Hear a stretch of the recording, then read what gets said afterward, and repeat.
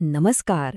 चला, आज आपण एका अशा राज्याचा प्रवास करूया जिथे पश्चिमेला अथांग समुद्र आहे तर पूर्वेला विशाल पठार.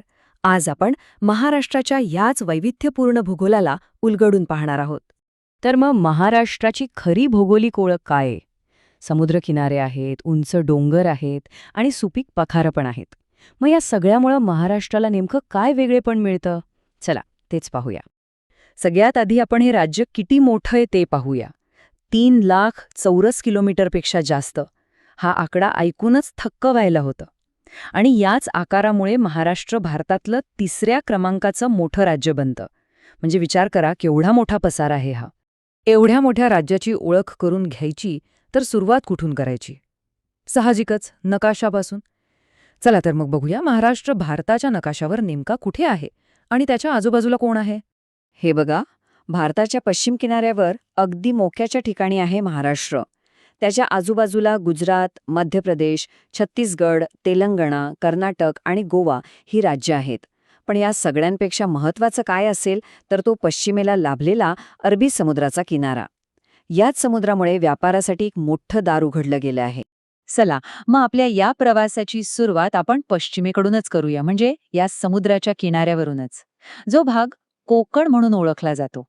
जरा डोळ्यासमोर चित्र उभं करा. एका बाजूला सह्याद्रीचे उंच डोंगर आणि दुसऱ्या बाजूला अरबी समुद्राच्या लाटा, आणि या दोन्हींच्या मध्ये जो हिरवागार सुपीक पट्टा आहे ना, तोच म्हणजे आपलं कोकण. समुद्राच्या जवळ असल्यामुळे इथली जमीन प्रचंड कसदार आहे. आणि याच सुपीक जमिनीचा परिणाम म्हणजे काय तर कोकण म्हणजे फळांचं अक्षरशः नंदनवन आहे. इथले हापूस आंबे, वाह, नारळ, सुपारी आणि काजू हे तर जगभर पोचलेत. खरं तर या फळबागाच कोकणच्या अर्थव्यवस्थेचा कणा आहेत. आणि हो, याच कोकण किनारपट्टीवर आहे मुंबई, भारताची आर्थिक राजधानी. मुंबईला भारताचं सर्वात मोठं नैसर्गिक बंदर म्हणतात. आता नैसर्गिक बंदर म्हणजे काय? सोप्या भाषेत सांगायचं तर इथला किनारा निसर्गताच इतका खोल आणि सुरक्षित आहे की मोठीच्या मोठी जहाजं अगदी सहजपणे इथे थांबू शकतात. आणि त्यामुळेच मुंबई व्यापाराचे एक जागतिक केंद्र बनलं. बरं, आता कोकण किनारपट्टीवरून आपण जरा पूर्वेकडे म्हणजे राज्याच्या आतमध्ये वळूया. तिथे आपल्याला एक विशाल पर्वतरांग उभी असलेली दिसेल, जी महाराष्ट्राचा कणा आहे असं म्हटलं तरी चालेल. हीच ती सह्याद्री पर्वतरांग. तिला फक्त एक डोंगर रांग म्हणणं चुकीचं ठरेल. ही तर एक प्रकारे नैसर्गिक भिंत आहे. ही भिंत मान्सूनच्या वाऱ्यांना अडवते आणि त्यामुळेच कोकणात भरपूर पाऊस पडतो. म्हणजे बघा, राज्याच्या हवामानावर तिचा किती मोठा प्रभाव आहे. आणि याच सह्याद्रीच्या घनदाट हिरवईत काही अप्रतिम ठिकाणं वसलेली आहेत. माथेरान, महाबळेश्वर, अंबोली ही सगळी थंड हवेची ठिकाणं. उन्हाळ्याच्या गरमीतून थोडा आराम मिळवण्यासाठी ही ठिकाणं पर्यटकांची पहिली पसंती असतात. आता सह्याद्री ओलांडून आपण पूर्वेकडे आलो की चित्र एकदम बदलतं.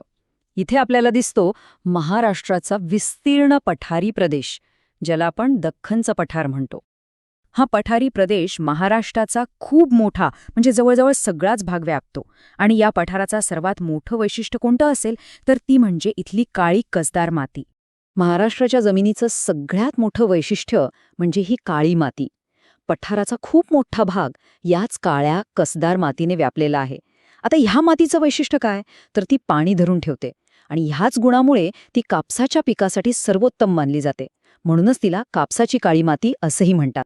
इथे बघा, भूगोलाचा शेतीवर कसा थेट परिणाम होतो ते किती स्पष्ट दिसतं.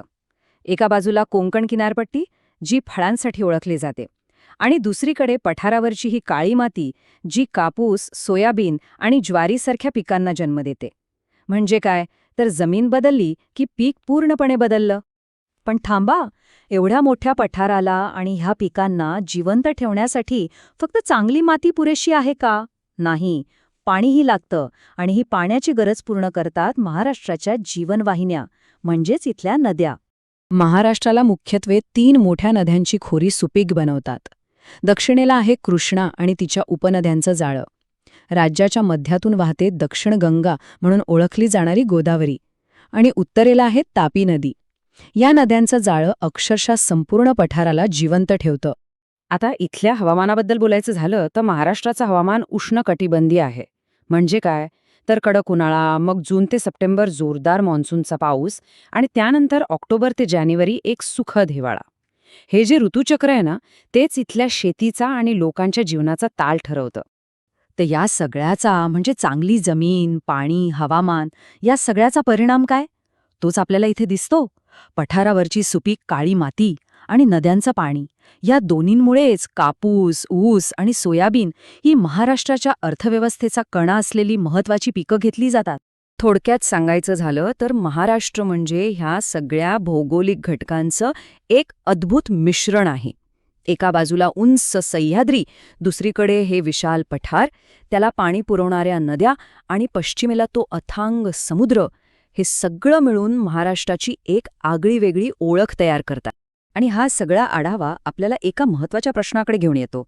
महाराष्ट्राची ही जी भौगोलिक विविधता आहे, डोंगर, पठार, समुद्रकिनारा, ही विविधता इथल्या लोकांच्या खाण्यापिण्याच्या सवयी, त्यांचे सण उत्सव, त्यांची जीवनशैली म्हणजेच त्यांच्या संस्कृतीला कशी घडवत असेल?